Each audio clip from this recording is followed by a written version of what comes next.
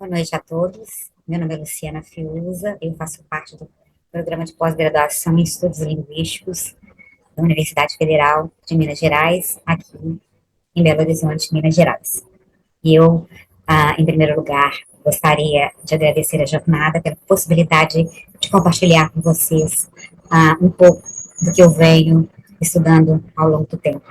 Já iniciar falando sobre a minha atual pesquisa e também sobre a minha militância.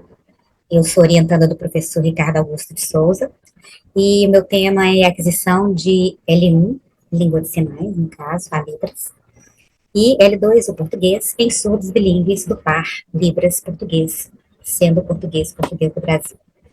Eu coloquei aqui uma amálgama de leis e decretos que versam sobre educação inclusiva. Desde 1994 nós temos ah, um pouco de decretos e leis que falam sobre direitos de pessoas com necessidades especiais, mas nada com a especificidade do surdo, que tem necessariamente uma característica que são os seus direitos linguísticos, né? A gente tem até a lei da Libras de 2002, né, que atestou a língua de sinais como língua oficial do Brasil. Eu não sei como funciona aí em Portugal, eu gostaria inclusive de saber como funciona aí em outros lugares, né. Temos leis mais recentes, temos um decreto que foi transformado em lei, que fala especificamente sobre o direito do surdo de ter acesso a uma escola bilíngue, né? E a gente tem um protocolo, que é um protocolo que eles chamam de protocolo TANU, triagem auditiva neonatal, que a gente chama aqui de teste da orelhinha, e que quando a criança é diagnosticada com algum nível de surdez, ele é levado a um protocolo, né, de atendimento multidisciplinar, que fala sobre fonoaudiólogos, sobre otorrinolaringologista, psicólogos, mas não há, dentro desses protocolos, um planejamento linguístico para essa família. E fala-se de maneira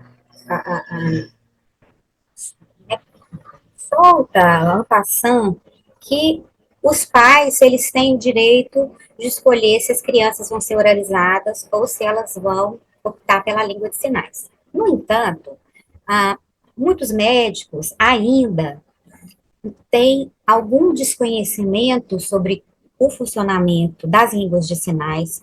Já ouvi relatos de médicos dizendo, por que as línguas de sinais não são todas iguais, né? Não entendendo que há diferenças, inclusive, entre a Libras e a língua gestal portuguesa. E o que a gente observa é sempre um tratamento médico para aquela criança, para talvez uma expectativa de uma cura.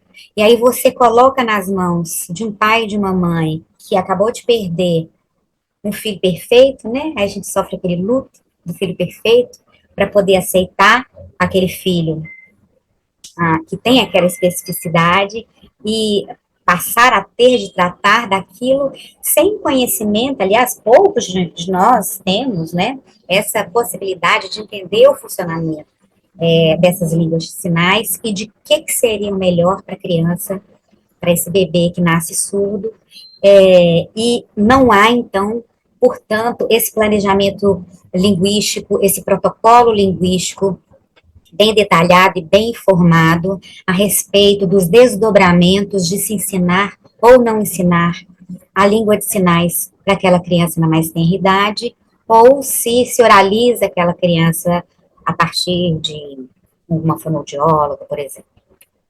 O que vai acontecer nesses casos é que muitas das vezes as famílias elas optam por um receio de que seria mais importante ensinar o português como a primeira língua de acesso, né?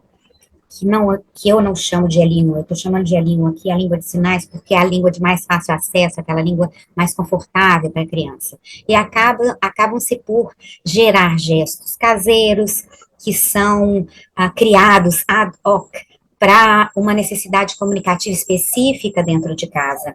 E aquele surdo, ele vai ter acesso à língua portuguesa de forma muito direcionada, muito específica. Ele não vai, quando uma criança ouvinte nasce, ela não só tem acesso àquela língua direcionada especificamente a ela, mas ela vai envolta em um ambiente de uma série de insumos linguísticos, outros que não somente são direcionados como gritos, como televisão, como barulho do trânsito, como eu estou ouvindo agora, e essa criança surda, ela não tem acesso a uma língua plena. O que a gente pode dizer que há, portanto, uma privação linguística, porque esse surdo, ele vai chegar na escola, em cerca de 5 anos de idade, sabendo fragmentos de língua, palavras soltas que são utilizadas, palavras familiares, e não tem, até os 5 anos, talvez até mais tarde, essa possibilidade de ter um acesso a essa língua mais fácil, a essa língua plena, o que é, obviamente, o que vai haver desdobramentos cognitivos significativos em relação a essa língua. Um estudo muito interessante feito pela Gisele Silva, professora da Universidade Federal de Minas Gerais, em que ela fez um perfilamento de surdos, né? Obviamente não vou me ater a todos esses gráficos, mas só para demonstrar para vocês que foi uma pesquisa muito ampla em que perguntava quando você teve acesso à língua de sinais, quando você teve acesso ao português, em quais ambientes você se utiliza da língua de sinais, em quais ambientes você se utiliza do português, e uma série de outras questões em relação à história do surdo. E uma coisa muito curiosa que ela descobriu, além de outras, mas eu vou fazer esse recorte mais específico para a minha pesquisa, é que os surdos, muito embora eles se achem muito proficientes na língua de sinais, muito embora tenham tido acesso a essa língua tardiamente, eles se consideram proficientes, muito proficientes. E, e isso vai de encontro a uma série de estudos que nos demonstram que um acesso pleno a uma língua, ainda que ela seja língua de sinais, ela vai auxiliar no desenvolvimento da proficiência, inclusive de uma segunda língua, no nosso caso, o português. E uma das hipóteses da professora Gisele é de que é muito mais uma questão de pertencimento a essa língua do que de especificamente ele ser proficiente de fato, né? E aí é aí que inicia a minha investigação, principalmente tendo como base Mayberry de 2007, obviamente diversos outros estudos de Mayberry e colaboradores, eles observaram que os indivíduos que tiveram acesso à língua de sinais na mais tenra idade, eles têm não só facilidade para aprender a Libras, como também eles têm uma facilidade maior em aprender o inglês, que é a segunda língua. Vocês podem ver aqui no gráfico, eu vou explicar brevemente. Quando você vê essa aqui mais escura, que são os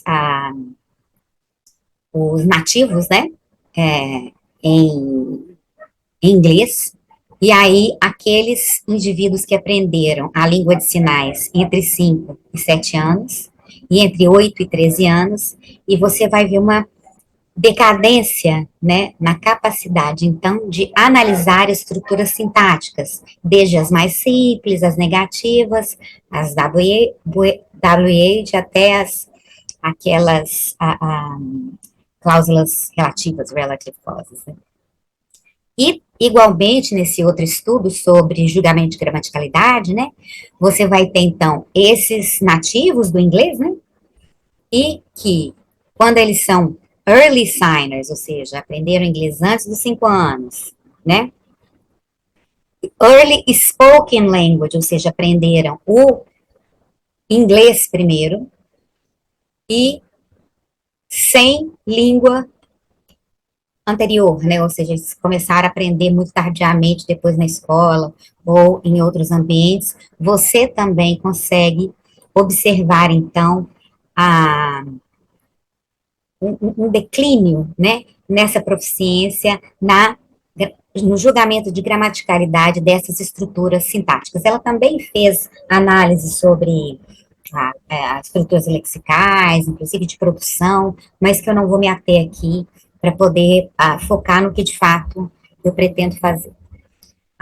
Eu fiz uma adaptação da análise da Mayberry, ela fazia uma série de estudos de produção, de contação de história, de espelhamento, né? Depois, se vocês quiserem saber, eu também posso informar melhor para vocês. Essa técnica foi desenvolvida por Mary Alcoa em 2010 e que foi melhorada, né? Foi incrementada por Williams em 2012, que vai querer identificar a densidade lexical e que existe um preditor muito robusto em relação à proficiência, que é a idade. Ou seja, quanto mais cedo uma criança aprende uma língua, uma segunda língua, melhor vai ser a sua proficiência. Ele é o preditor mais robusto, mas não o único a de se colocar aqui. Bom, então, a proposta é o desenvolvimento de um teste de profundidade de vocabulário produtivo para avaliar o nível de proficiência do usuário, né, do par Libras-português, e a técnica Capture Recapture seria capaz de aferir a diferença entre as proficiências dos participantes, pensando que os participantes dos níveis mais avançados obteriam uma pontuação maior de score do que os níveis iniciais, e que a quantidade de palavras associadas seria o maior nos níveis avançados. Como que essa técnica? Ela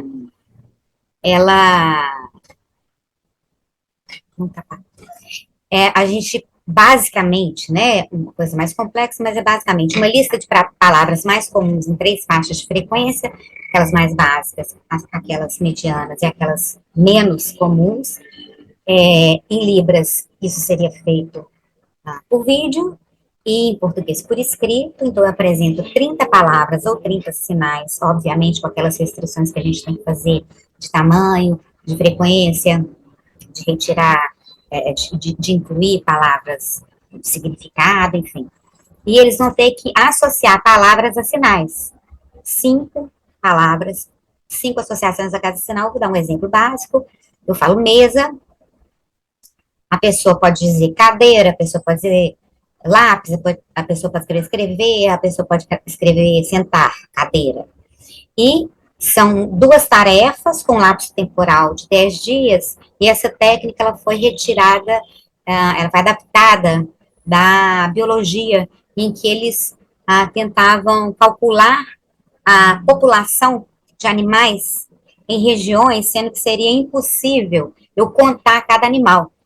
Então, eu pegava um recorte daquilo, e aí, depois de algum tempo, eu ia lá e fazia aquela mesma avaliação. Então, basicamente, o que a gente está fazendo, e coloco aqui entre aspas, uma análise da população lexical, né, do cérebro dos nossos informantes. Quais as nossas questões? A idade de início de aquisição de L1, língua de sinais, afeta a densidade lexical e a proficiência? É possível prever o período em que a exposição à língua de sinais começa a fazer a diferença? Existe esse período ótimo? Né? Existe esse período sensível? Quais os efeitos de exposição tardia a L1? E eles seriam semelhantes para L2? A exposição tardia de L1 e os efeitos sobre a aquisição de L2 seriam possíveis ou aconteceriam ou ocorreriam, né? E a gente tentando, então, fazer essa análise com 50 surdos, fizemos o questionário linguístico, né, para surdos bilíngues, esse formulário, desenvolvemos esse teste Capture Recapture com uma tarefa de vídeo, 1 e 2, né, nesse lapso temporal de 10 dias, Capture e Capture em L2, que seria a Written Association Test, né, também nos momentos 1 e 2, e a partir disso, estimar o tamanho do léxico ou da amplitude lexical, selecionando aquelas palavras que se repetiram e aquelas, né, aquelas palavras, elas serão ignoradas, e a gente vai pegar, então, apenas aquelas palavras que não se repetiram e em qual a range, né, de palavras aqueles itens lexicais estão, e observar, portanto, se há essa correlação entre idade de aquisição e densidade lexical.